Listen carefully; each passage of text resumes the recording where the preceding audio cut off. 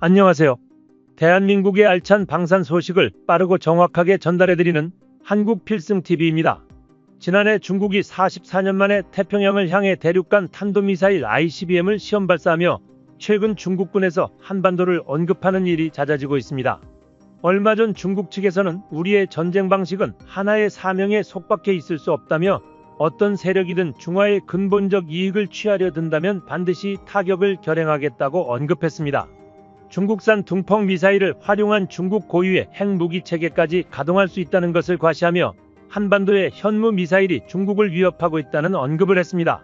특히 중국에서는 한국이 공개한 현무5와 미국의 핵탄두가 결합될까봐 안절부절 못하는 모습이었는데요.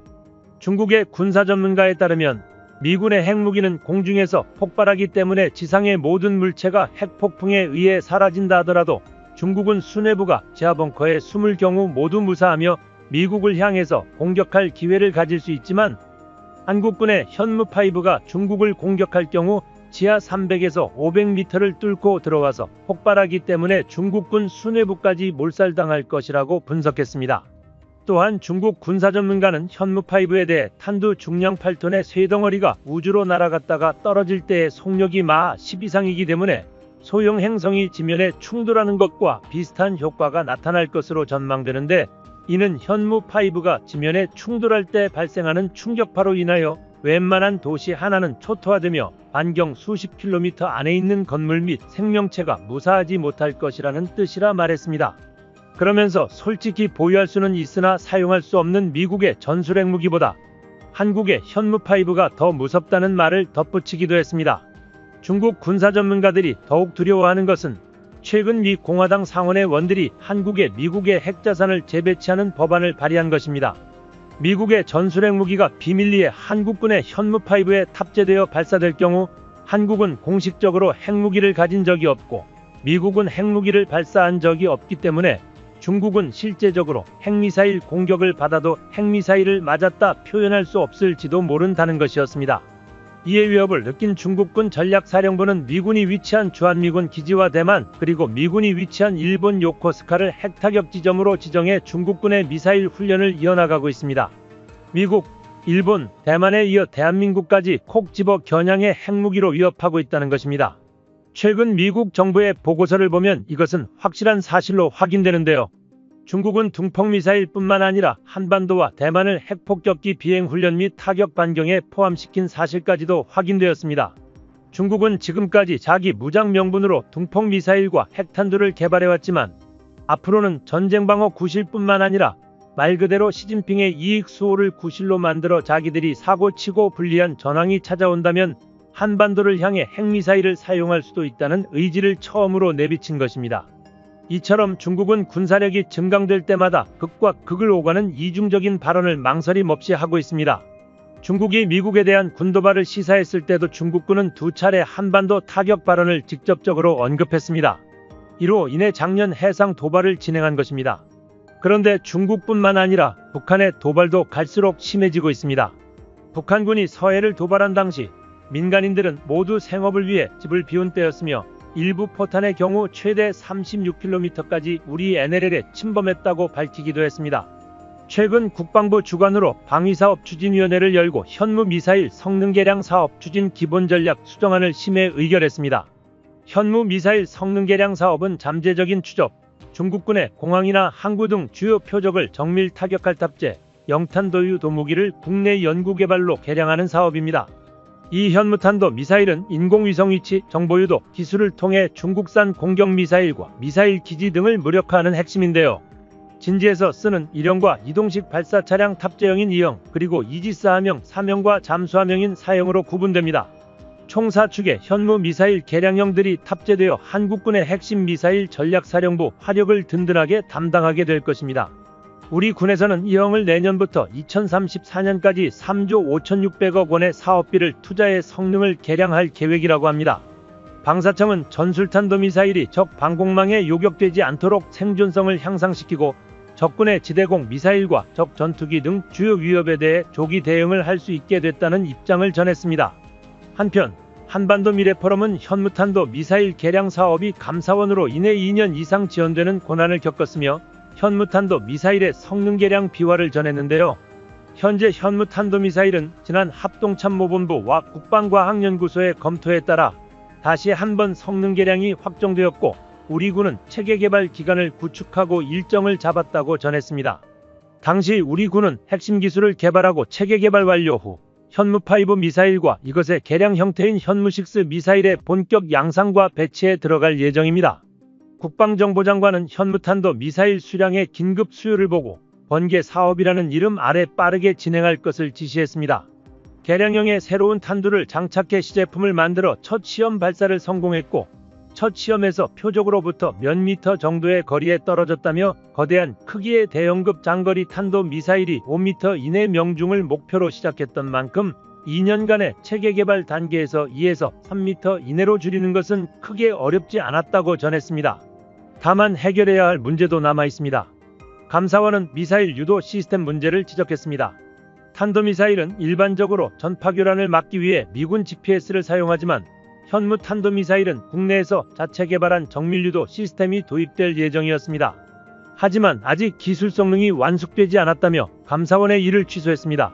하지만 미국 군용 GPS를 사용하게 된다면 그 절차가 복잡하고 까다로운 통제를 받아야 하는 문제가 있습니다. 국산 GBNS도 집중 투자와 기술 개발이 주어진다면 적군의 전파 교란을 막아낼 기능이 있었으며 성능에도 전혀 문제가 없었다는 사실이 밝혀졌습니다. 그러나 감사원이 현무탄도 미사일의 GBNS 대신 미국 군용 GPS를 써야 한다는 지적사항을 감사 결과에 넣으면서 우리 군은 감사원 지적사항을 이행하기 위해 미국과의 협상을 진행하는 과정에서 시간을 허비하게 되며 현무5 실전 배치도 더욱 느려졌다고 합니다. 한국산 부품에 대해서는 보다 까다로운 국책기관들의 입장을 이해하지만 이는 굉장히 아쉬웠던 사건으로 지적되고 있습니다. 다만 현무6부터는 국산 GBNS 성능을 보다 개량하여 사용할 것이라는 입장을 밝혔습니다. 특히 현무6에 대한 소식이 아름아름 퍼지면서 우리 국민들의 관심이 쏟아지고 있습니다. 현무6는 현무5의 개량형으로 알려져 있지만 국산화율이 보다 높아지고 성능은 더욱 대단해질 것으로 보입니다. 특히 고위력 현무 미사일 다양한 탄두 재료 및 탄두 형태 개발을 통해 탄두 중량 대비 실제 폭발 위력이 180%가량 상향되었다고 국방과학연구소가 직접 언급했습니다. 구체적으로 9톤의 탄두 중량으로 12톤의 폭발력을 이뤘다고 보고했습니다. 폭발 위력을 TNT 중량으로 환산함에 있어서 계산법이 동일하고 낙지 및 피해를 제외하면 비행무기 폭발의 피해 면적 계산에도 사용될 수 있습니다. 거기에 경미한 피해를 제외하면 방어력이 높은 구조물을 얼만큼 파괴시킬 수 있는지 계산이 가능해지는데 이 정도 고위력의 발사체의 탄두를 고폭탄이나 핵탄두로 바꿀 경우 정말로 가공할 만한 위력의 전략 무기체계가 비로소 완성되는 것입니다. 그런데 지금까지 한국이 개발 중인 고위력 현무탄도 미사일로 공개된 미사일은 여러 종류가 있는데 다양한 탄두 중량 및 사거리를 보유한 것으로 알려져 있습니다. 언론 보도에 오류라기보단 실제로 다양한 형태의 미사일이 병행되어 개발되고 있으며 탄두가 특수 금속으로 구성된 미사일은 모두 고위력 탄도 미사일이라고 불리는 것으로 추정됩니다. 한국이 개발한 미사일 중 가장 길고 가장 굵으며 낙하 속도는 마하 10에 가깝습니다. 이러한 고위력 탄도 미사일은 최대 사거리가 1500km를 기록하며 정상 각도보다 높은 고각도로 소개됩니다. 고각 발사는 미사일의 고도를 높이는 대신 비행거리를 줄이지만 낙하 속도를 높여 운동에너지를 키우는 효과를 가져옵니다. 긴급 상황 발생 시 이러한 탄두에 전략핵무기가 탑재되거나 다탄두 형식의 신형 위성 무기체계가 탑재될 것이 분명합니다. 이에 대해 중국 정부에서는 한국은 더 이상 동북아시아의 군비 증강을 자극하지 말라며 즉각적인 반발에 나섰습니다. 하지만 중국의 행보를 살펴본다면 중국이 한국에 할 말은 없을 것 같습니다. 우주로켓 기술을 기반으로 미사일을 개발하는 방식은 주변국의 반발을 무산시킬 수 있는데 중국은 이를 택하고 있으며 한국 역시 마찬가지입니다. 그러나 중국의 신형 둥펑 미사일은 개발 일정을 보다 앞당기고 있기 때문에 아직까지 실전에서의 운영을 통한 신뢰성이 확보되지 않은 단점을 가지고 있습니다. 중국이 시인한 문제점이 적어도 아직까진 전혀 해결되지 않았다는 게 새롭게 확인되었으며 군사적인 문제와 별개로 중국은 경제력 대비 과도하게 국방비를 사용한다는 의견이 많아지고 있습니다. 미국의 퍼거슨 보고서 군사 칼럼에서는 우리 대한민국이 군사력을 끝없이 발전시켜 사거리 9,000km 이상 세계 3위 수준의 현무 미사일 보유국이 되려 하고 있다는 내용으로 시작해 대한민국이 이렇게나 미사일 전력을 증가시키는 건 중국과 일본에게 마지막 경고를 하는 것이나 마찬가지라고 설명했습니다. 중국 국영 언론들과 한구시보는 한국이 계속해서 서해상에 현무미사일 배치를 늘린다면 머지않은 시기 한반도에 국지전이 발생할 수 있다는 등 겉으로는 한국을 향해 압박하는 모습을 보였지만 기사의 끝말에는 한국군이 현무미사일 배치를 중단시키면 한중 간의 경제적 협력을 한층 더 깊게 진행하는 게 가능하다며 중국 역시 현무미사일의 수량이 증가되는 현실에 대하여 두려워하는 모습을 계속해서 보이고 있습니다.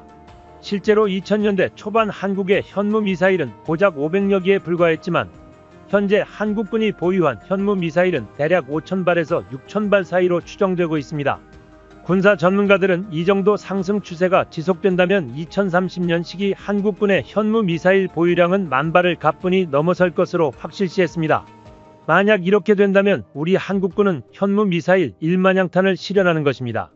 대한민국은 이렇듯 중국의 위협에 맞서 다양한 미사일 체계를 견고히 구축하고 있는데요.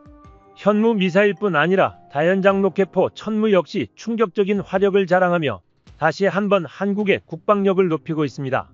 24년 10월 25일 영상입니다. 최근 핵무기를 불사하겠다고 나오는 러시아의 강고한 모습에 러시아 인근국들은 더욱 빠르게 군비 증강을 지속하고 있습니다.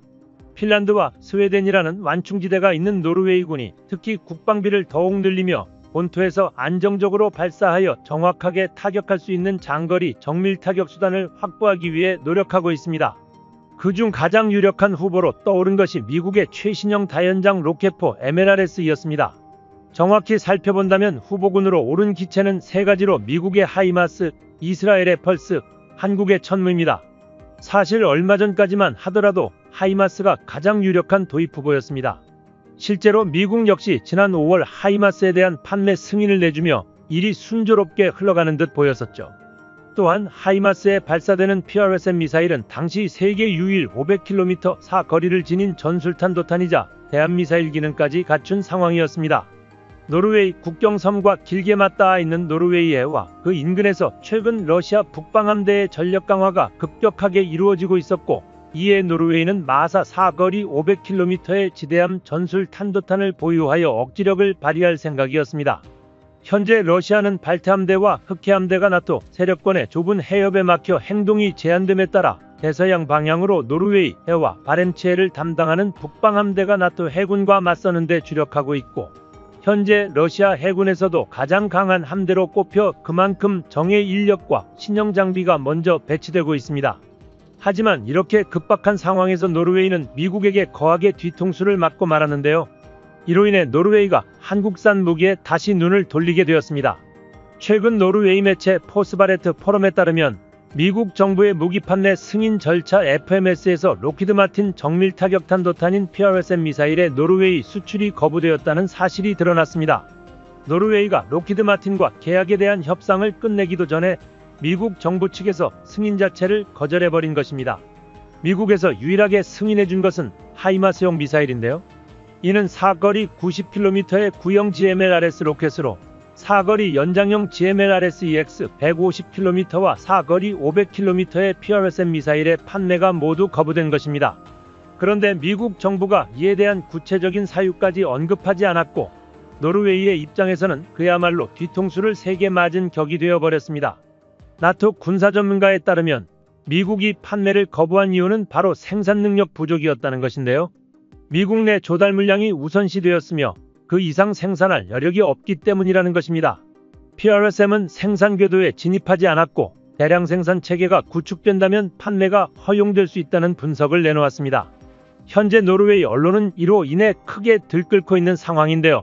일부 여론 살펴보겠습니다. 이건 정말 이상한 결정입니다. 제가 군 결정권자라면 정말 화가 났을 거예요. 이것이 우리가 미국에서 방향을 바꾸고 가급적 유럽 또는 한국산 제품을 선택해야 하는 이유입니다. 말이 안 되네요. 이건 정치적 결정이에요. 미국은 아마도 중국을 위해 PRSM을 비축하는 데 바쁘겠죠. 이와 같은 반응을 보인 노르웨이 군이 추진하는 도입 사업에서 가장 중요시되는 것은 미사일 사거리입니다. 도입 프로젝트명 역시 장거리 타격수단 보유 사업입니다. 지난 6월 노르웨이군은 역사상 유례를 찾아볼 수 없는 무기 도입 사업을 하고 있습니다. 향후 12년 동안 국방비 6,110억 놓고 한화 7조 7천억 원을 추가 지출하여 육해공 첨단 무기를 도입하기로 했고, 여기서 육군을 위한 장거리 정밀 타격 무기를 도입하기로 결정했습니다. 특히 노르웨이군은 미사일 구축은 사거리 90km, 300km, 500km를 설정했는데요. 노르웨이군이 이처럼 장거리 능력을 중시한 이유는 바로 동쪽에 위치한 러시아의 위협이 갈수록 심해지고 있기 때문입니다. 그러나 현재 미군이 90km 사거리 미사일을 제외한 장거리 미사일 판매 승인을 거부하면서 사실상 하이마스는 후보군에서 제외되었습니다. 하이마스의 고작 사거리 90km 탄만 사용한다는 것은 노르웨이군 입장에서는 절대 받아들일 수 없는 조건이었습니다. 반면 한국은 사거리 제한이 풀리며 최근 한국 정부는 천무용 사거리 500km 미사일 해외 수출 승인을 내렸으며 노르웨이가 이를 대안으로 채택할 가능성이 굉장히 높아졌습니다. 한국은 이미 천무용 800km 사거리 미사일을 개발하고 있는 만큼 실제 500km 사거리 미사일은 사실상 개발이 완료되었다고 볼 수 있습니다. 특히 탄두 중량을 줄이거나 늘려서 사거리를 조절하는 것은 이미 탄두 중량만 8톤 이상인 현무 미사일 체계를 통해 완성된 기술로 한국의 주특기이기도 합니다. 실제로 최근 열린 유럽 최대 방산전시회에서 노르웨이 군 고위 관계자는 한화 에어로스페이스 부스에 직접 방문하여 큰 관심을 보였는데요. 사상 처음으로 유럽 방산전시회에서 실물 크기의 천무가 전시되기도 했습니다. 이는 노르웨이 도입 사업 수주를 위한 전략이기도 했죠. 특히나 한화는 이 자리에서 노르웨이 대표 방산기업 콩스버그사와 다격도 협력을 구축하며 미리 아군을 섭렵했습니다. 캐나다 K9 수출 사업에 함께 협업하기로 합의한 후 콩스버그의 대표 순항 미사일인 NSM을 천무에 탑재할 수 있도록 개량하는 사업까지 체결하였습니다.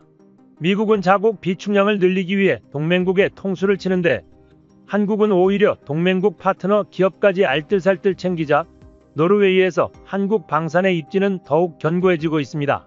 이에 대해 노르웨이 기자는 깊은 관심을 보였습니다. 특히 폴란드를 포함해 이미 해외 3개국에 수출된 사실에 놀라기도 했습니다. 특히 노르웨이 기자는 폴란드 수출로 한국 기술력과 생산력이 얼마나 뛰어난지 확인할 수 있었다고 언급했습니다. 노르웨이 군에게 있어 한화의 포병 장비는 굉장히 익숙합니다. 이미 노르웨이에 K9 자주포를 수출하였고 실운영자들에 의해 극찬을 받고 있는 상황입니다. 2016년 진행된 자주포 현지 테스트에서 K9 자주포는 독일의 판처하우제니천, 프랑스의 제이서, 미국의 M109를 모두 꺾고 수주를 따냈습니다. 당시 24대의 K9과 6대의 K10을 수출하였으며 이에 만족한 노르웨이는 이후 6년 뒤 추가 구매까지 진행했습니다. 현재 노르웨이에서는 K9에 대해 50년 기술력을 향상시켜준 최고의 장비라고 평가하고 있습니다. 노르웨이 군 관계자는 한국산 후보가 2016년 당시 테스트에도 노르웨이 사용자 요구사항을 가장 잘 만족시켰다며 한국산 무기 품질은 매우 우수하다고 언급했습니다. 특히 현지 지형기후 등 테스트에서 문제를 겪지 않았으며 모든 요구사항은 차량이 한국에서 출발하기 전 검증되기도 했다고 말했습니다. 또한 군 관계자는 509 경험과 K9을 비교하여 설명했는데요. 그는 수동적이었던 시스템에서 기술적이고 유압적으로 제어되는 시스템으로 발전했다며 이제 더 이상 직접 조작할 필요가 없어서 편하다고 말했습니다. 또한 K9의 기동성과 효율성, 장갑이 되어 있다는 점은 가장 큰 장점이라며 한국의 기술력은 50년 정도 앞서 있는 듯하다, 모든 것이 새롭다고 극찬하였습니다. 사실 작년 노르웨이의 K2 전차 수출이 무산되면서 천무 수출에 대한 기대감도 꺾인 것이 사실입니다. 하지만 K2 전차 수주는 정치적 안보 상황으로 인해 무산된 것이었지 성능평가에서는 사실 독일산 전차를 완벽히 압도했습니다. 심지어 노르웨이 관계자들 역시 K2 전차의 뛰어남을 누차 언급하였으며 일부 정치인들은 한국산 전차를 도입하지 않은 것에 대해 아쉬움을 표현했습니다. 당시 노르웨이 수출 총리는 우리는 한국산을 선택하는 것이 더 좋고 질이 더 높다고 생각했지만 우크라이나 전쟁이 독일 노르웨이 노르딕 협력의 안보정책 논쟁을 더욱 강화했다는 사실을 간과할 수 없다고 언급하였으며 노르웨이 군 참모총장 역시 전차를 살 것이라면 우리 군은 K2를 구매해야 했지만 정치적인 사유로 노르웨이 중앙당 의원들은 L2A7을 선택했다며 솔직한 심정을 털어놓았습니다. 이로 인해 이번 노르웨이의 결정에 더욱 관심이 갑니다. 하지만 다연장 로켓 후보군을 면면히 살펴본다면 정치적인 목적으로만 무기 수입을 할 수는 없을 것 같습니다. 노르웨이 여론 역시 미국에 대한 반발이 상당히 거센 상황이며 나토 탈퇴에 대한 이야기까지 나오고 있습니다. 일부 여론은 새롭게 개발된 미국산 미사일 판매가 노르웨이에 거부됐다는 것이 사실이냐며 이래도 미국을 동맹국이라 할 수 있냐며 분노했습니다. 또한 아무도 미국을 믿지 않는다. 노르웨이는 나토를 떠나야 한다는 극단적인 반응까지 볼 수 있었는데요. 실제로 노르웨이는 유럽 최대 산유국 중 하나로 노르웨이 국부펀드는 사우디에 맞먹는 재력을 가지고 있기에 경제적으로 상당히 부유한 나라입니다. 다만 인구가 적고 국방안보에 대한 위협에 해외에서 무기를 수입해야 하는 입장인 것인데요. 미국에 대한 여론이 악화된 반면 대한민국산 무기에 대한 신뢰도가 여전히 높다는 점을 고려한다면 한국이 노르웨이와 손을 잡을 이유는 충분해 보입니다. 노르웨이와 군사적 동맹을 맺으며 한국 무기 수출을 이어나간다면 서로에게 윈윈이 될 수 있을 듯이 보이는군요. 대한민국은 이렇듯 우리가 살 길을 하나하나 찾아가고 있습니다. 결국 우리는 우리 스스로가 지켜야 합니다. 외산 무기를 도입하는 것은 전쟁이 일어났을 때는 결국 엄청난 리스크로 돌아올 수 있습니다. 대한민국이 스스로 힘으로 우리 자신을 지킬 수 있길 기대합니다. 한국필승TV 시청해주셔서 감사합니다. 좋아요, 구독, 알림 설정 해두시면 언제나 신속하고 정확한 국방 소식 전달해드리겠습니다. 구독자 여러분 좋은 하루 보내세요.